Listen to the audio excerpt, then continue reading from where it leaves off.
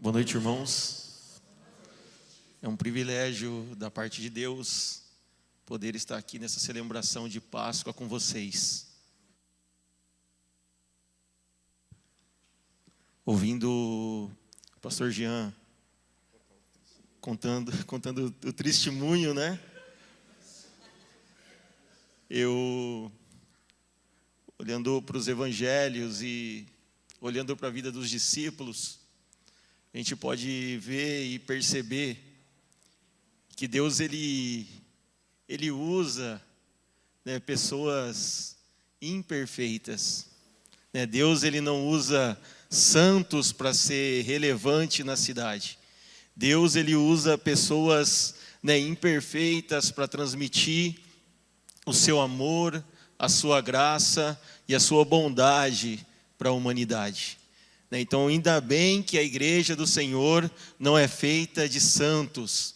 Ainda bem que a igreja do Senhor ela é feita de pessoas imperfeitas. Né? E para mim é uma honra, né? Para mim é um privilégio, né, estar participando dessa celebração com vocês. Né? Eu me chamo Paulo, eu sou casado com a Adriana. A gente está casado aí faz 15 anos que estamos juntos. Eu tenho um filho, né? Meu filho chama Lucas. Lucas tem 5 anos de idade. Né? Inclusive, eu acho que minha esposa deve estar nos assistindo aí pela internet. Né? E sou grato a Deus, né, por estar junto com a Adriana nesses 15 anos. Né? Ter o Lucas com 5 anos, que nasceu nesse contexto missionário, nesse contexto, né, missional. Eu e a Adriana nos conhecemos numa escola de missões. Né, eu sou do interior de São Paulo. Aí toda vez eu falo São José do Rio Preto, porque as pessoas não conhecem Polônia, pastor Jean. Né, eu descobri que algumas pessoas aqui na igreja conhecem até Mirassol, mas Polônia não. Né? Porque é São José do Rio Preto, Mirassol, Neves Paulista, Monte Aprazível, Tanabi e Polônia. Então toda vez que eu vou me apresentar eu falo que eu sou do interior de São Paulo, de uma cidade perto ali de São José do Rio Preto.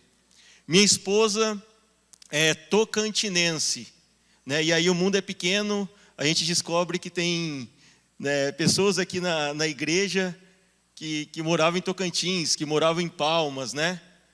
É muito legal assim ver a família de Deus reunida aí no mundo todo, né? E eu e a Adriana, em 2005, a gente decidiu fazer uma escola de missões. A nossa escola era período integral, isso na cidade de Votorantim. Eu fiquei 1 ano e meio estudando missões, né? Fiz missões urbanas e missões transcultural. E aí, nesse período, eu e a Adriana, a gente estava nos conhecendo, né? Depois da escola, a gente decidiu que ia nos casar. Inclusive, não dava para ficar enrolando, né? Já que eu morava aqui em São Paulo, ela morava em Tocantins. Então, o nosso casamento foi muito rápido. Nos casamos em 2007, mas já tendo a certeza e a convicção do nosso chamado. Nos casamos tendo a certeza do que Deus tinha para a nossa vida, né, como família. E aí uma das perguntas que eu queria fazer para você nesse início é justamente esse. Você sabe qual é o propósito de Deus para a sua vida? Você sabe qual é o propósito de Deus para a sua família? Você sabe o que você precisa fazer aqui nesse mundo? Você sabe quais são seus dons, você sabe quais são seus talentos, e você tem usado esses dons, você tem usado esses talentos para servir o reino de Deus. A gente tinha essa convicção. Na verdade, a gente tem essa convicção do que Deus espera da nossa família aqui nesse mundo. Desses quase 13 anos envolvido com missões, 2 anos eu tive o privilégio de morar no bairro ali conhecido como Cracolândia. Né? Antigamente, a Cracolândia ela ficava perto da Praça Júlio Prestes, da estação Júlio Prestes. E em 2014 para 2015 ela migrou, né, para uma rua chamada Largo Coração de Jesus. E na verdade ela migrou para a Rua de Casa. Então a gente teve a oportunidade ali de abrir a porta da nossa casa para receber essas pessoas que estavam à margem da sociedade. A gente abria a porta da nossa casa para ajudar essas pessoas que estavam em situação de rua. Por quê? Porque a gente entendeu que esse é o propósito de Deus para a nossa vida.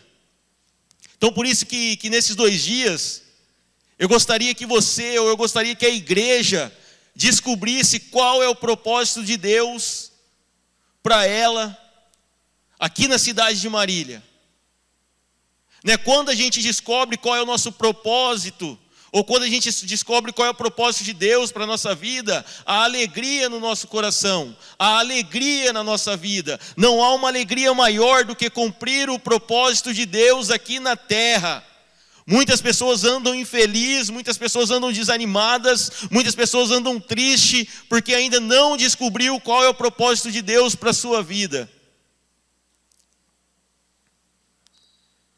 Depois de 2 anos morando ali na região central de São Paulo, morando ali na Cracolândia, recebi o convite para trabalhar na Missão Sena. E a Missão Sena ela trabalha com 4 pilares.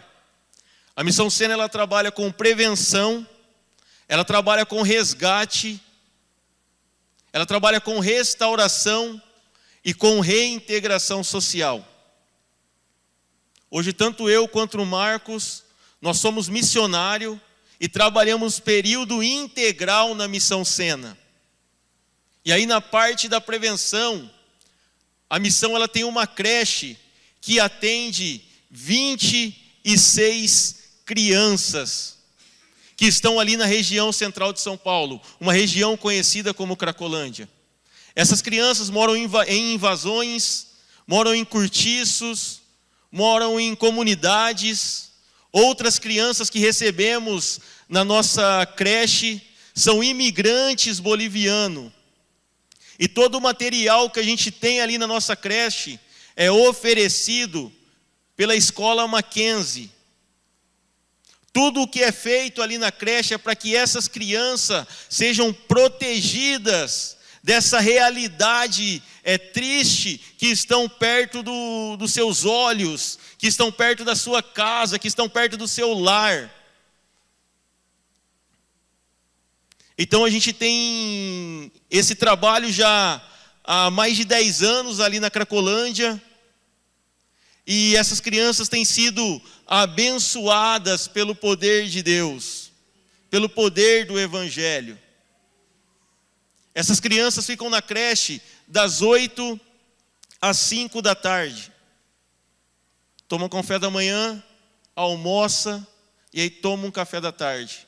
Tem criança que às vezes o pai não vem buscar, né, no término das aulas, e as professoras ou os missionários e as missionárias têm que levar essas crianças até a sua residência. Então esse é o nosso trabalho na parte da prevenção. Na parte do resgate, né, atendemos garotas de programas ou profissionais do sexo, travestis e usuários de drogas que estão perdidos ali na região central de São Paulo. E aí toda semana, 3 vezes por semana, os missionários saem para a rua para convidar essas pessoas para vir até a missão. Porque de terça-feira nós temos um trabalho e a gente atende essas pessoas que estão em situação de rua, que estão em vulnerabilidade social. E aí eu queria passar um vídeo justamente desse trabalho para vocês ver como funciona.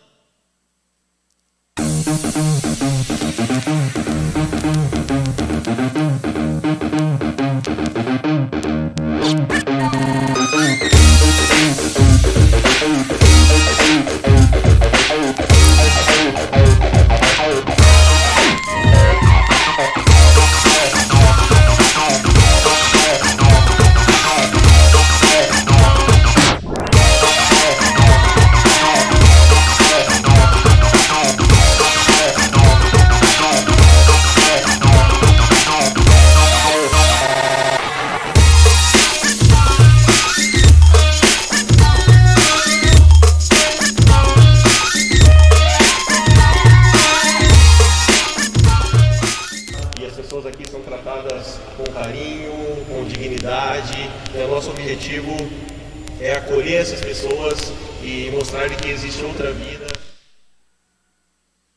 Então toda segunda-feira ou toda semana a gente sai para as ruas para convidar essas pessoas a estarem conosco na missão. E aí, às terças-feiras, nós recebemos cerca de 100 pessoas, 100 moradores de rua. E aí, uma igreja vai para cozinhar para essa galera. A gente tem um período de louvor, a gente tem um período da palavra. Depois as pessoas recebem uma alimentação ali dentro da missão. Além da alimentação, depois também tem banho, tem roupa. E a nossa ideia como missão não é simplesmente fazer um assistencialismo. A nossa ideia é fazer com que essas pessoas entendam que elas precisam sair daquela situação de rua na qual elas se encontram. E aí a gente tem uma casa de recuperação que fica em Juquitiba. No período da pandemia, a gente utilizou esse tempo para fazer um refeitório coberto para as pessoas que vão receber ou passar por algum tipo de tratamento em relação à dependência química. E graças a Deus a gente já está terminando a reforma e em breve retornaremos com esse trabalho ali na Fazenda Nova Aurora ou em Juquitiba. E aí as pessoas que passam por esse processo, as pessoas que vão passar por esse processo, elas ficam num período de 9 meses. 9 meses desintoxicando e tendo um contato com a palavra de Deus. Depois de 9 meses, essas pessoas não voltam para a rua. Depois de 9 meses, essas pessoas não vão para um albergue. Depois de 9 meses, essas pessoas têm a oportunidade de morar numa casa na qual chamamos de reintegração social, ou reinserção social. E nessa fase, eu e minha esposa, juntamente com meu filho, acolhemos essas pessoas. Então hoje, além de fazer parte da missão, como presidente, eu e minha esposa e meu filhinho, a gente mora com as pessoas que saíram da rua, passaram por esse processo de recuperação e agora precisa de um suporte para voltar a ser reinserida na sociedade. E aí algo que a gente tem que lembrar é que às vezes as pessoas que estão na rua, elas não precisam só de um cobertor. As pessoas que estão na rua, elas não precisam só de um alimento, de um agasalho. As pessoas que estão na rua, essas pessoas precisam de um lar. Essas pessoas precisam de uma casa. Essas pessoas precisam ter a sua dignidade restaurada ou ter a sua dignidade devolvida. Então, além da gente dar um alimento, a gente dá amor, além da gente dar um cobertor, a gente dá carinho, a gente dá uma casa, a gente dá um lar. Essas pessoas voltam a ter dignidade, porque as pessoas que estão em situação de rua, elas precisam de um trabalho, elas precisam ter a sua vida restaurada e a sua vida social. Elas precisam voltar a estudar, elas precisam voltar ao mercado de trabalho, porque a pessoa ela sai da rua, mas ela precisa de outras coisas além da espiritualidade. Então é isso que a gente tem feito. Na verdade, esse é um pouquinho da missão. Inclusive o Marcos vai compartilhar amanhã de manhã e provavelmente ele vai falar um pouquinho mais da cena. Então a gente vai dividir um pouquinho sobre a questão de falar sobre o trabalho da missão. Então por isso que eu não quero falar tudo. Depois deixo para o Marcos falar amanhã. E aí eu queria também passar um vídeo agora para vocês que vai mostrar um pouco do nosso trabalho que é feito na sexta-noite. Sexta-noite a gente decidiu abrir o estacionamento da Missão Sena, e receber os moradores ali da região central de São Paulo, ali da região conhecida como Cracolândia. Então as pessoas que participam do culto conosco, são travestis, são profissionais do sexo, são crianças em vulnerabilidade social, são pessoas que estão perambulando, caminhando pelas ruas ali escuras do centro de São Paulo. E esse trabalho tem sido muito bom. E aí eu queria mostrar para vocês um pouco desse trabalho.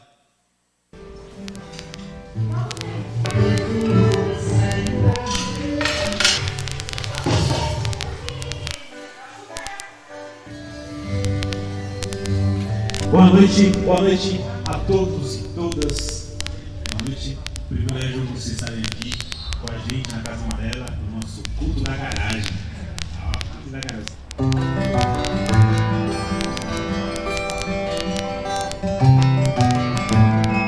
Medo invadir seu coração, quando você se sentir angustiado, lembre-se de recorrer a Jesus.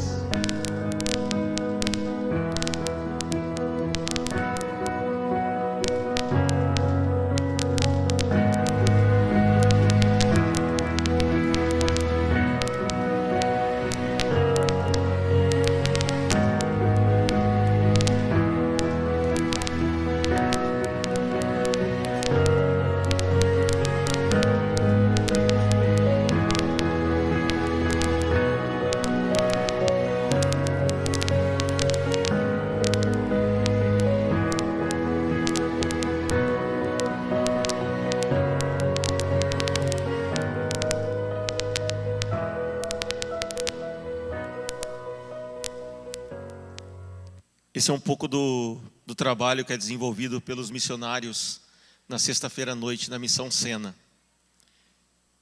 E aí eu queria falar um pouquinho com vocês nessa noite sobre ser uma igreja relevante na cidade. Mas antes da gente falar sobre ser uma igreja relevante na cidade, eu queria fazer uma pergunta para vocês. E a pergunta é, de verdade, a igreja de Marília, ela quer ser relevante nessa cidade? Porque quando a gente fala sobre ser uma igreja relevante na nossa cidade, a gente tem que entender que a gente precisa pensar em estratégias para alcançar a vida das pessoas que estão ao redor dessa comunidade local. Porque às vezes a gente fala sobre ser relevante, mas às vezes a gente ainda não percebeu quais são as demandas ou quais são as necessidades que estão ao redor da nossa igreja. Então, antes da gente ser uma igreja relevante, eu preciso responder essa pergunta para mim mesmo. Eu quero ser relevante na minha cidade? Se Deus está me pedindo para ser relevante, se Deus quer que essa igreja seja relevante, a minha resposta ao Senhor tem que ser sim, Senhor. Independente das situações que cercam a igreja, eu quero ser relevante ao Senhor. Essa tem que ser a nossa resposta ao Senhor. Vocês viram um pouco do trabalho da Missão Sena, e de verdade, nós como missão, nós como Sena, nós como missionário, ou como igreja do Senhor, ali no centro de São Paulo, a gente tem sido relevante diante daqueles problemas sociais. A Sena tem acolhido, eu já comentei com vocês, os profissionais do sexo, a Sena tem acolhido as travestis, a Sena tem acolhido criança em vulnerabilidade social, e tem sido igreja para essas pessoas. Então eu queria, nessa noite, caminhar com vocês nessa direção, da gente ser uma igreja relevante aonde Deus nos inseriu.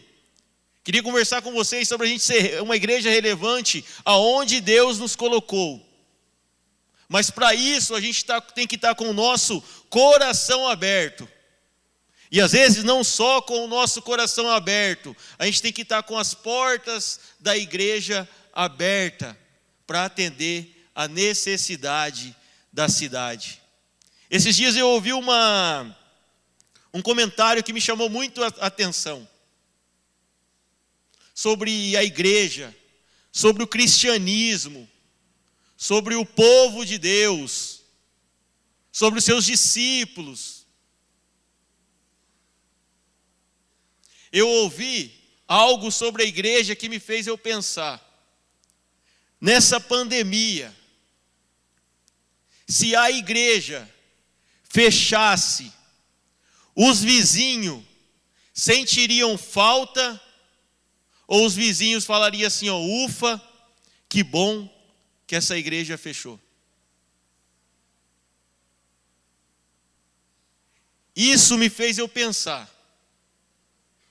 Isso faz a gente analisar se realmente eu já estou sendo relevante na cidade ou não.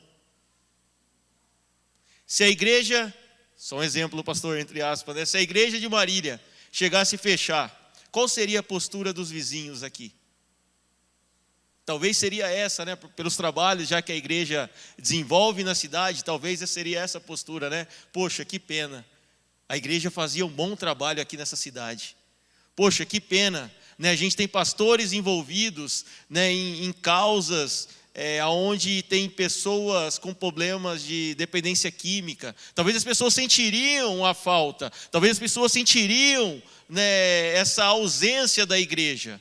E aí quando a gente fala sobre ser relevante, é justamente essa, o povo, a cidade, ela tem que sentir falta da igreja, ela tem que sentir falta das pessoas, ela tem que sentir falta do povo de Deus.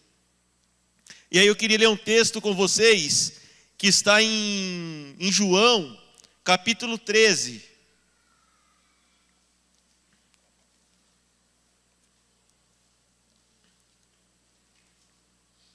Esse texto é um texto bem conhecido, mas eu acho que pouco vivido, pastor. É um texto bem conhecido, mas pouco vivido. A gente sabe que esse texto, ele fala sobre quando Jesus serviu os discípulos com o serviço. Jesus serviu os discípulos lavando os seus pés. E às vezes quando a gente olha para esse texto, quando a gente olha para essa história, né, a gente vê Jesus servindo os discípulos. A gente vê Jesus servindo as pessoas. Mas existem outras lições nesse texto que faz de uma igreja relevante. E nessa noite, eu quero deixar algumas lições que estão contidas nesse texto aqui de João, capítulo 13.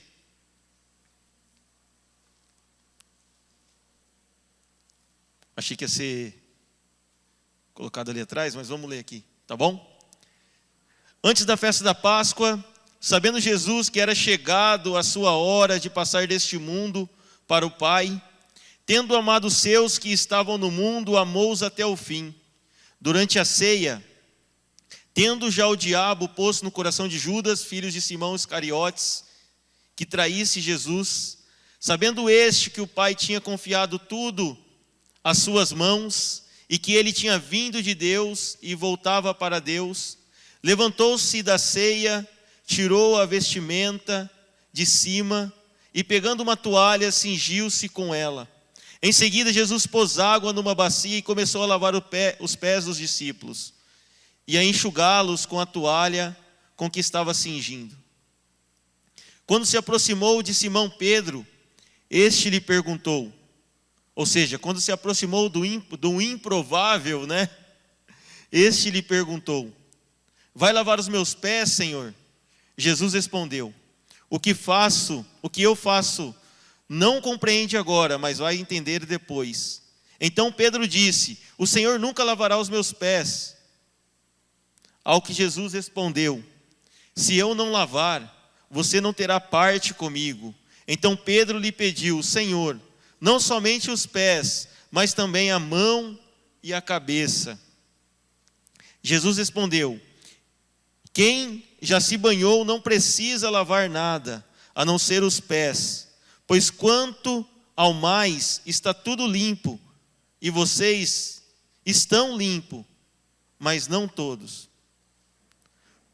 Pois ele sabia quem era o traidor. Foi por isso que disse: nem todos estão limpos.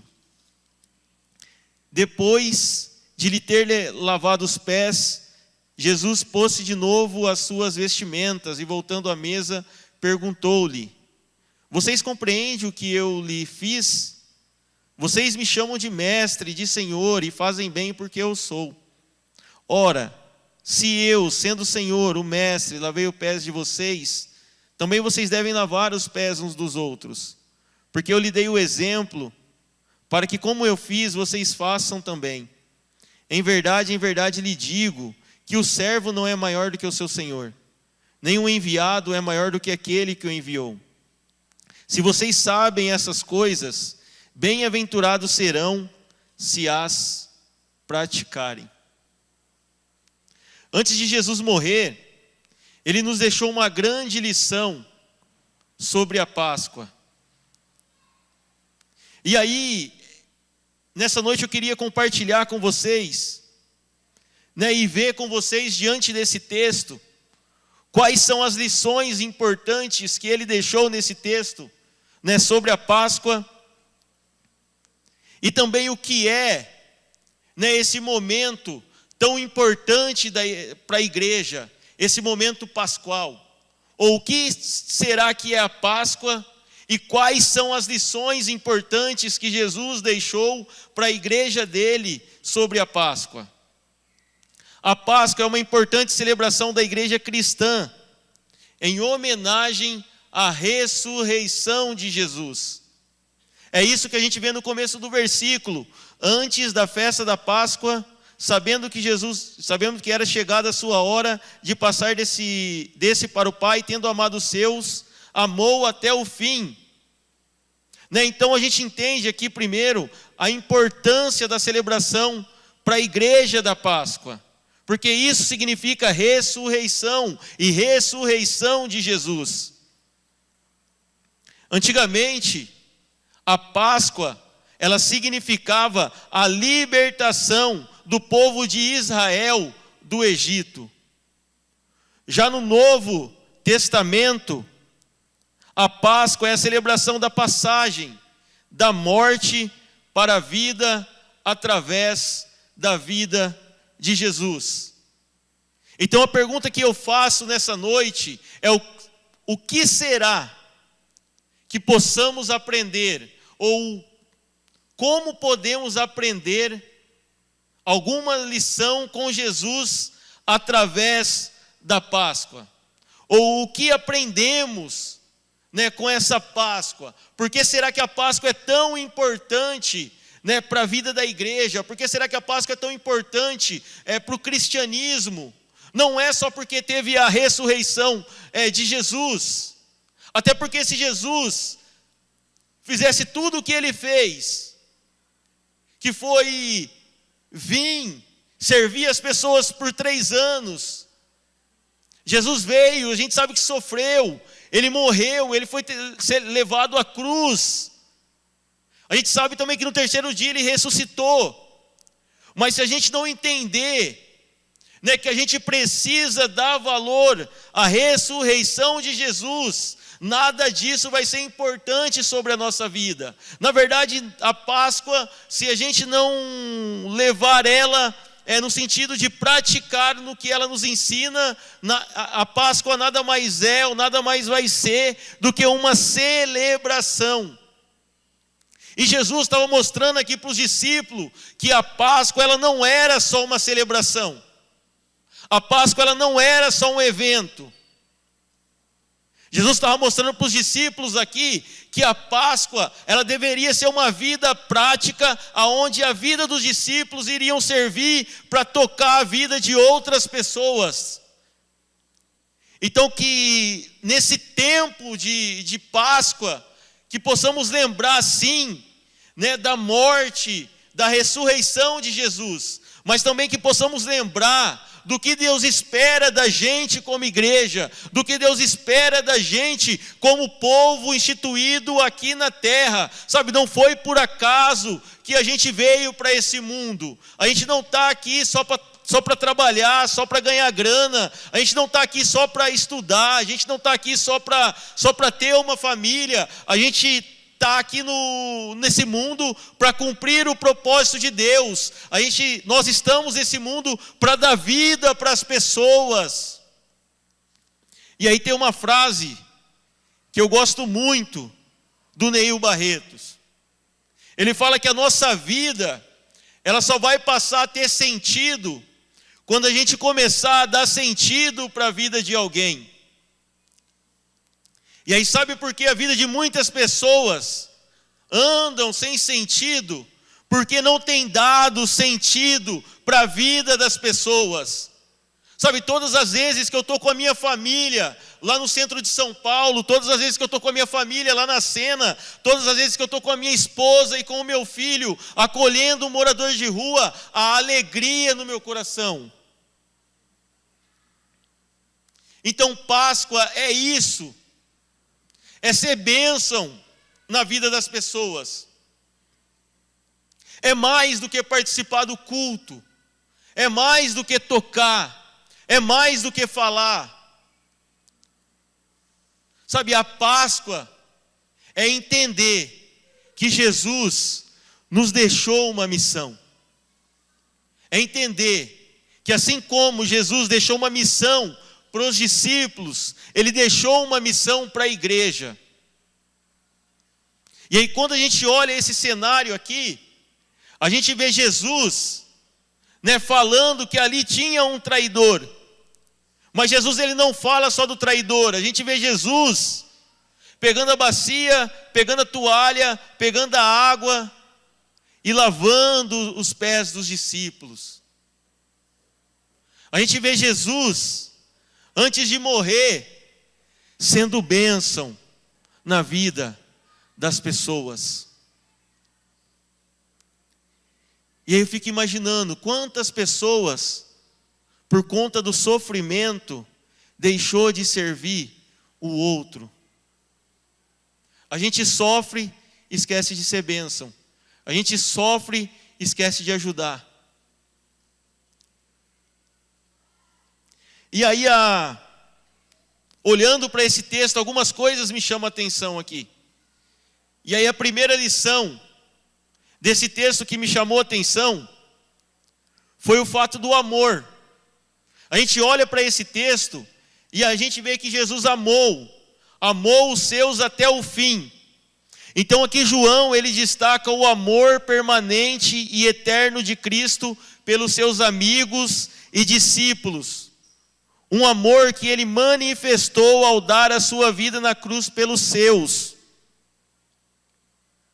Então a igreja, por receber esse amor de Jesus, precisa transmitir esse amor para as pessoas.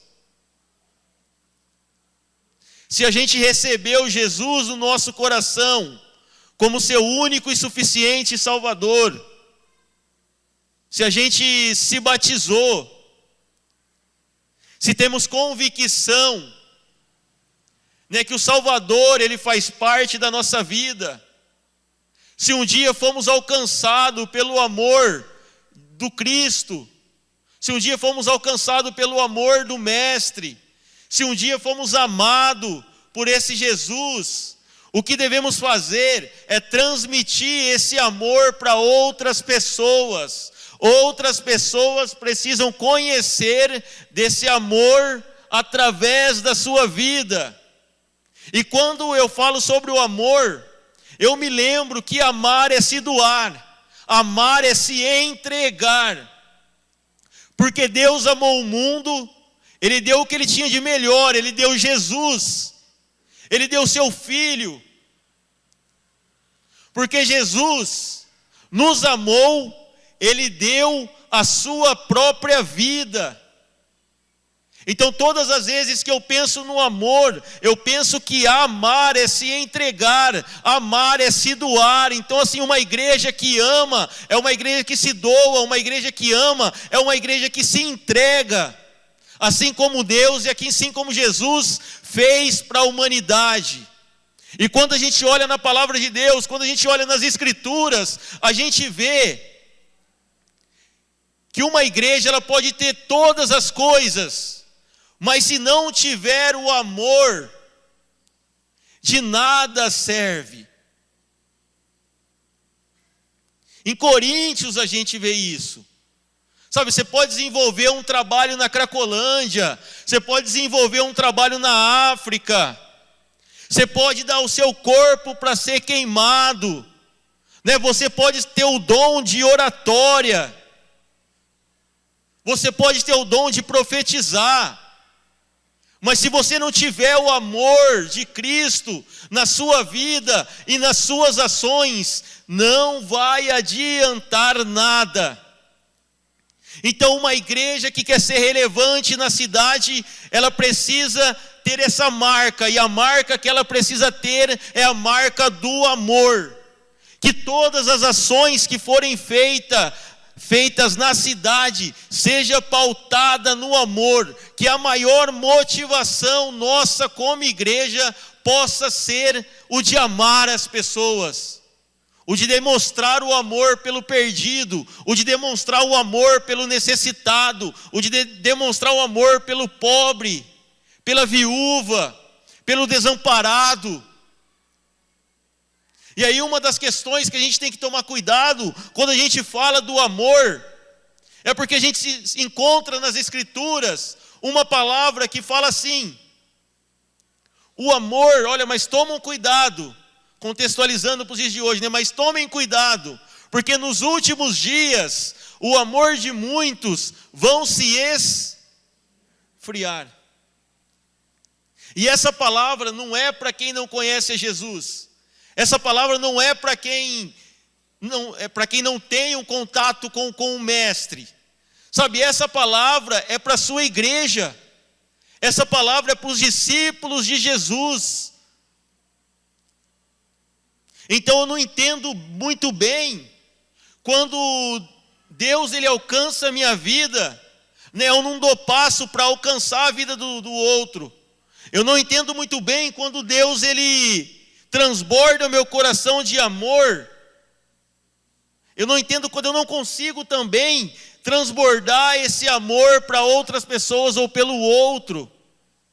Porque foi isso que Jesus fez. A gente leu que Jesus amou os seus até o fim. Então se a gente quer ser uma igreja relevante na sociedade, a sociedade precisa ver nessa igreja o amor de Jesus, o amor de Cristo. Que essa igreja seja uma igreja que acolha o necessitado. Que essa igreja seja uma igreja que acolha a viúva. Que essa igreja seja uma igreja, né, que acolha o desamparado, né, que acolha o usuário de droga. Sabe, eu já sei que essa igreja faz isso. E que essa igreja continue fazendo essas ações, mas com amor, com a motivação certa. Porque a gente pode fazer algumas ações com a motivação errada. Nem todo mundo que está desenvolvendo uma ação ali na Cracolândia está desenvolvendo porque ama Jesus.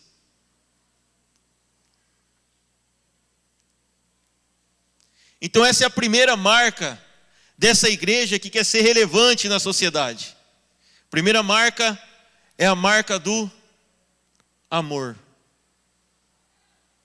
A segunda lição que eu coloquei aqui, que ao lavar os pés dos discípulos, Cristo nos ensina o valor do serviço dentro e fora da igreja.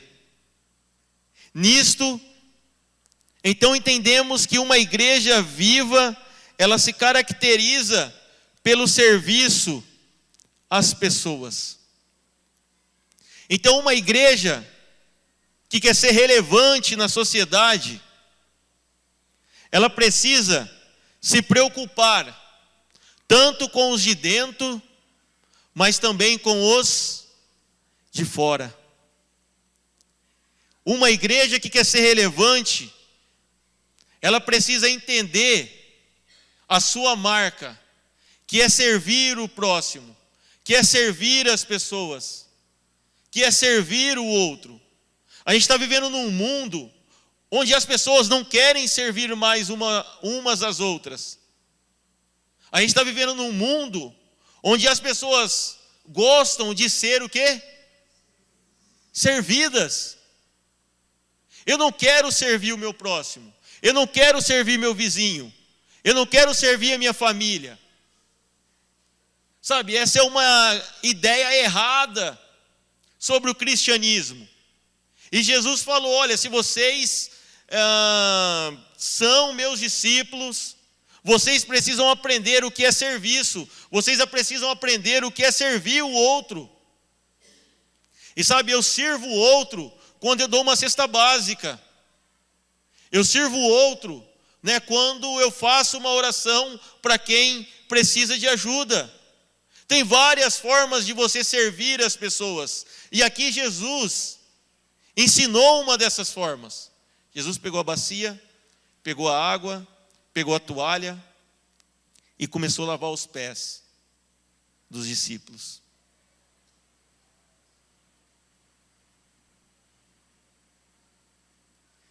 Então que essa igreja, ela sirva para lavar os pés dessa sociedade que carece da misericórdia e da graça do Mestre. Essa é a marca, essa é a característica dessa igreja que quer ser relevante na sociedade. Não tem como eu ser relevante se eu não sirvo ninguém. Não tem como eu ser relevante, né, se eu não ajudo quem precisa. Eu só sou relevante quando eu sirvo. E aí tem uma frase, né, que é bem legal, né, que fala assim, ó, quem não serve, não serve. Então uma igreja que não serve, ela não serve. Então essa é a segunda marca dessa igreja que precisa ser relevante na sociedade. Ela tem que servir o necessitado, ela tem que servir quem precisa de ajuda. Outra lição que eu coloquei aqui, que todos os discípulos que receberam Cristo em sua vida devem se envolver com a missão de levar o evangelho aos demais. Aí tem um texto muito interessante que fala sobre missão. E a gente conhece esse texto. É o ide, né? Ide por todo mundo e pregai o evangelho, né, a toda criatura. Esse ide não é só para o pastor, esse ide não é só para o missionário, esse ide não é só para quem está cantando ou se envolveu com a música. Sabe, esse ide é para todo mundo. Esse ide por todo mundo e pregar o evangelho a toda criatura é para você que é discípulo de Jesus. Aí a minha pergunta nessa noite é: você tem pregado o evangelho para as pessoas? Ou você tem frequentado só a igreja? Frequentar a igreja é uma coisa, pregar o evangelho de Jesus é outra. Então não estou falando sobre frequentar o culto aos sábados, aos domingos ou no meio de semana. Estou falando se você tem pregado o evangelho para as pessoas. Porque essa é a nossa missão como igreja. Como igreja eu tenho que pregar o evangelho do reino de Deus. Então você tem pregado esse evangelho para o seu vizinho? Você tem pregado o evangelho de Deus na sua casa? Você tem pregado o evangelho de Deus no seu trabalho, na faculdade? Você tem pregado o evangelho do reino de Deus, na onde Deus tem te levado? Porque essa é a outra coisa que a gente tem que entender sobre a igreja ser relevante na cidade. Sabe, eu preciso entender a minha missão como discípulo. E entendendo essa missão como discípulo, eu preciso levar a palavra de Deus até as pessoas. E quantas vezes, por estarmos tão preocupados com as nossas necessidades, nos esquecemos da necessidade do outro. Eu costumo falar que missões, ele não é um evento. Missões, ele não pode ser um evento feito na igreja. Missões, ele tem que ser o nosso estilo de vida. Porque eu vivo, eu abençoo. Porque eu vivo, eu prego. Porque eu vivo, eu ajudo. Então a gente tem que entender que esse tem que ser o nosso estilo de vida. Então a igreja precisa entender a sua missão e se envolver com as problemáticas da cidade. Então a gente já citou aqui 3 marcas de uma igreja relevante. A primeira foi o amor, a segunda foi o serviço, a terceira o envolvimento e a quarta tem a ver com o exemplo. O que Jesus deixou claro aqui para os discípulos? Vocês falam que eu sou o mestre, vocês falam que eu sou o Senhor, e vocês viram o mestre de vocês, vocês viram o Senhor de vocês servindo as pessoas. Vocês me viram servindo vocês. Então, se eu estou dando esse exemplo, agora eu espero que vocês vão e façam o mesmo. Então eu coloquei aqui que a tarefa da igreja é ser exemplo de compaixão na sociedade. E o que significa compaixão? Significa sentir a dor do outro. Eu não me acostumo em ver as pessoas deitadas em cima de um papelão numa sarjeta. Eu não me acostumo, em ver as pessoas comendo do lixo. Não tem como se acostumar, com esse cenário. Mas me parece que a igreja, depois de um passar do tempo, ela teve a sua mente cauterizada em relação à sua missão, em relação a ser relevante na sociedade.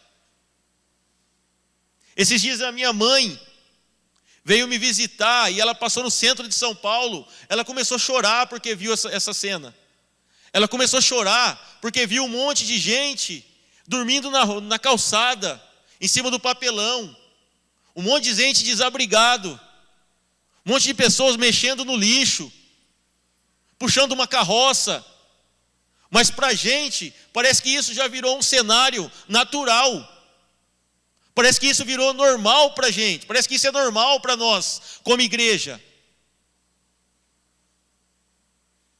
Eu lembro que quando eu morei 2 anos ali no centro de São Paulo, eu vi as pessoas passando ali na Júlio Prestes, e as pessoas que estavam usando o crack, era como se fosse alguém invisível.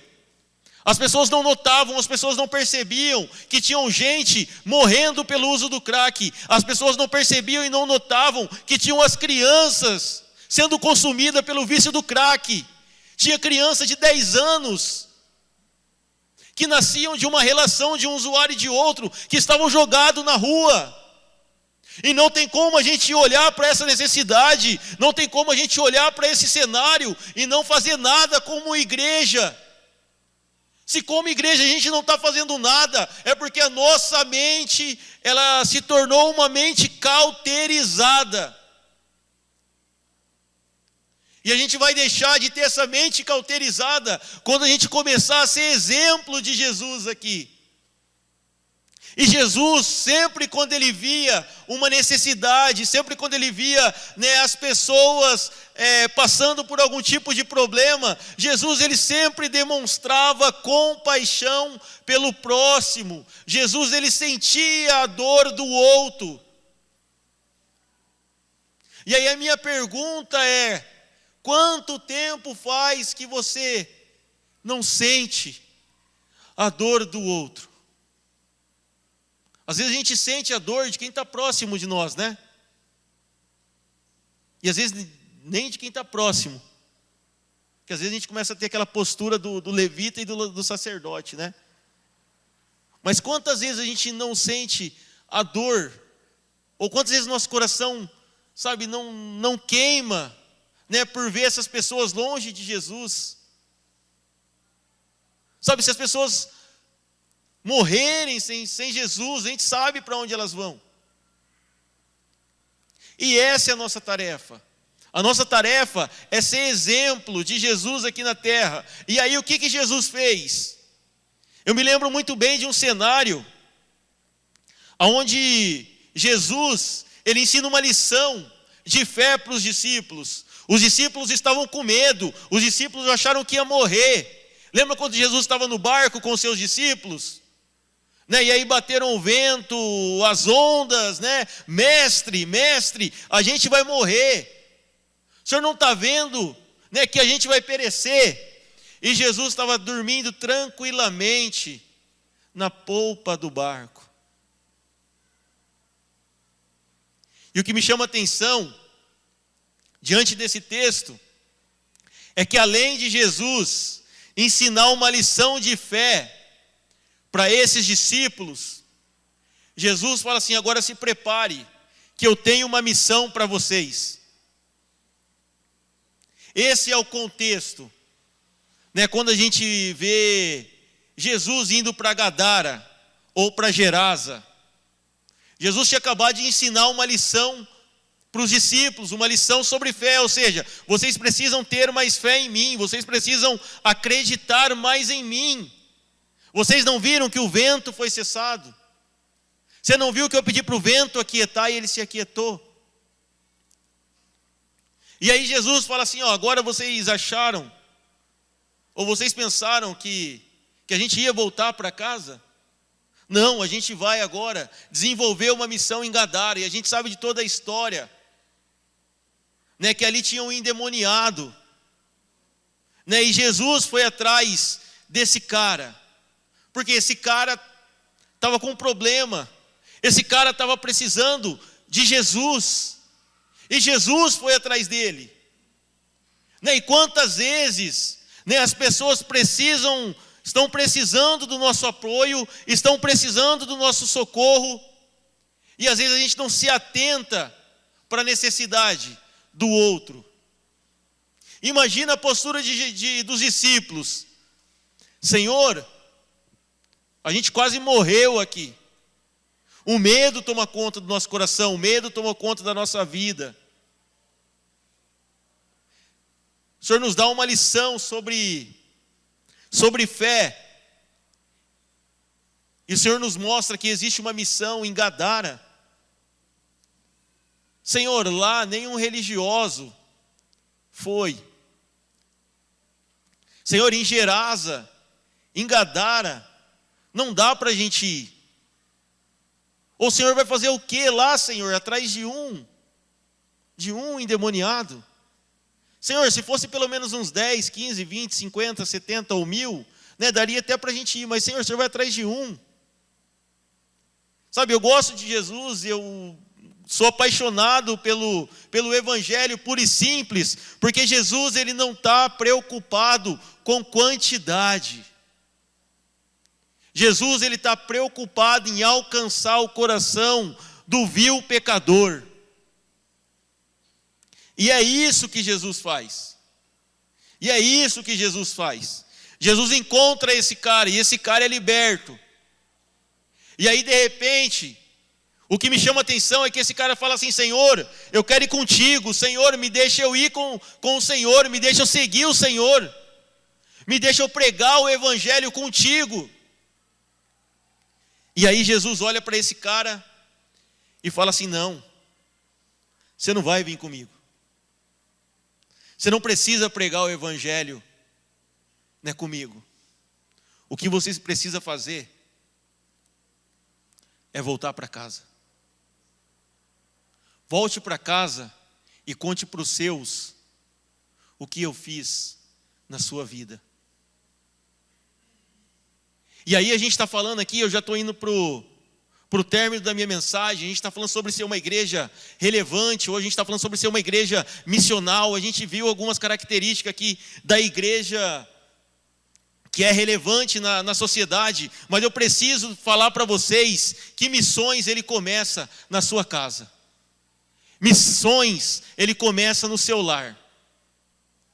Sabe, é contraditório a gente ser bênção na vida dos outros e não ser bênção na vida da nossa família. É contraditório a gente querer salvar as pessoas que estão na Cracolândia, né, e não ser bênção na vida da nossa esposa, não ser bênção na vida do nosso marido, não ser bênção na vida do meu pai, não ser bênção na vida do meu filho.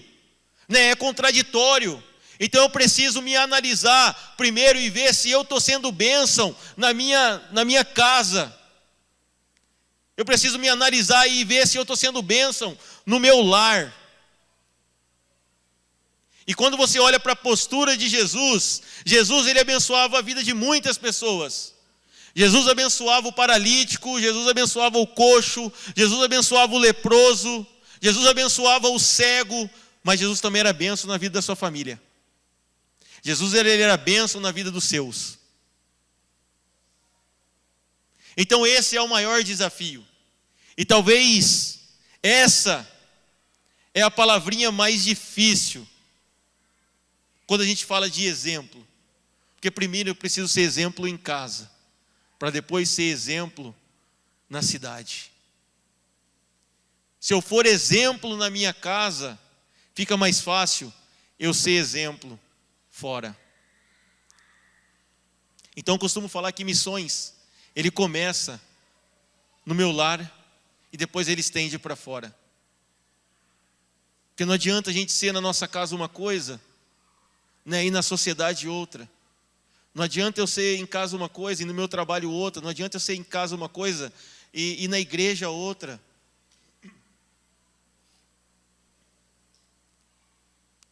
Então a gente falou aqui sobre que uma igreja relevante, ela precisa ter essa marca, e a marca é o exemplo, e o exemplo de servir. E talvez o servir vai começar no seu lar, e depois vai se estender para a sociedade.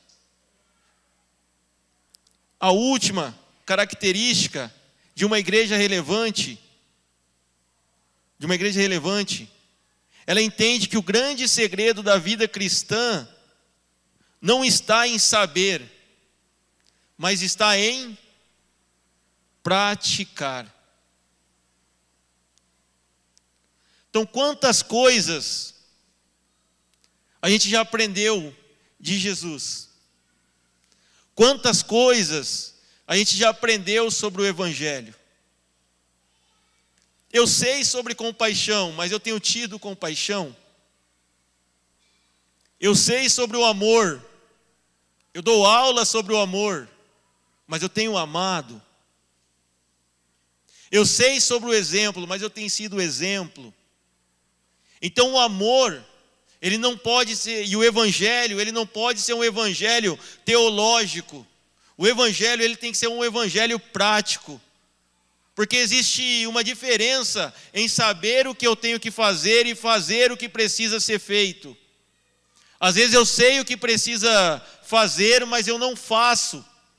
A igreja do Senhor Jesus muitas vezes trilha esse caminho de saber o que precisa ser feito na sociedade, mas acaba não fazendo. E essa é mais uma marca da igreja do Senhor. A prática do evangelho em relação a olhar para os de fora. Então a igreja que é relevante, ela não só precisa saber, mas ela precisa também praticar o que sabe. Então, para a gente concluir aqui,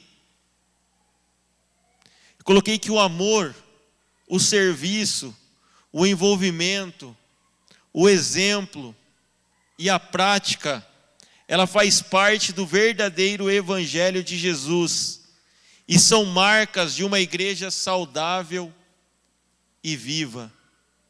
Então, se eu quero ter uma igreja relevante, ou se eu quero ser uma igreja relevante, eu preciso amar, eu preciso servir, eu preciso me envolver, eu preciso dar exemplo, e eu preciso ser prático.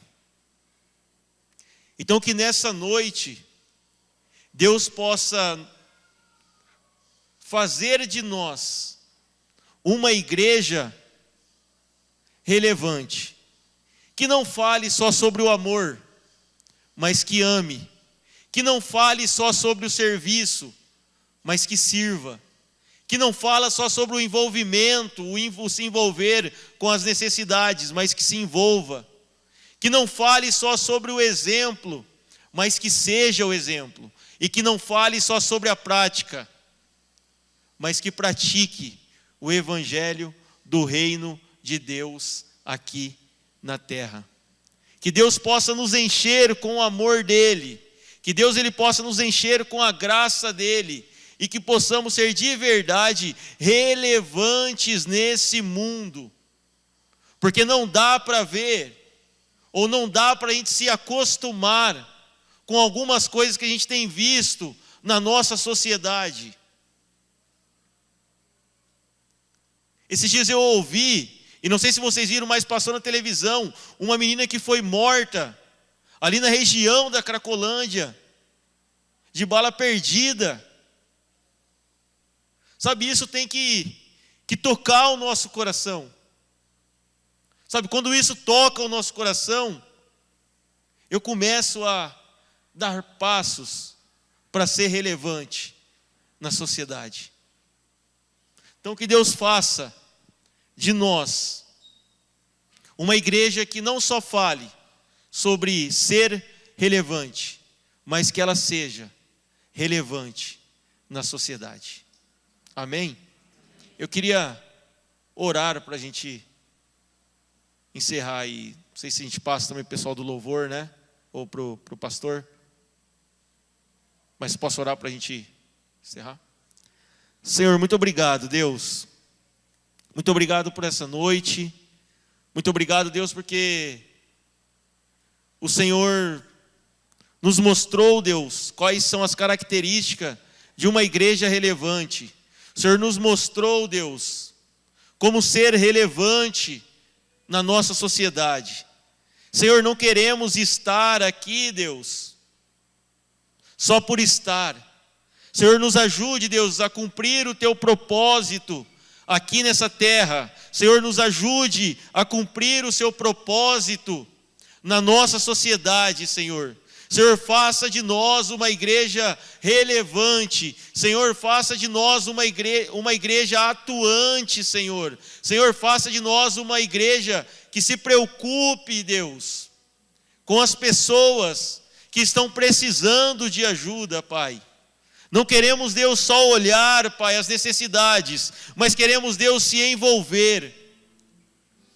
Não queremos, Deus, só passar e se atentar por algum tipo de problema, mas queremos ser resposta para a humanidade, Deus. Então, Senhor, muito obrigado por essa noite. Muito obrigado, Deus, que o Senhor nos chama, Deus, para esse desafio, que é ser, Deus, uma igreja relevante nesse lugar. Senhor, obrigado porque a Tua igreja já tem sido relevante aqui nesse lugar. Obrigado porque a Sua igreja já tem sido relevante nessa cidade. Mas, Senhor, continue dando estratégias, Deus. Senhor, continue, Deus, direcionando essa igreja para aquilo, Deus, que ela precisa fazer aqui nesse lugar. Senhor, essa é a minha oração nessa noite. E desde já te agradeço, Pai, pelo Teu amor, pela Tua infinita misericórdia e infinita graça. No nome de Jesus, amém.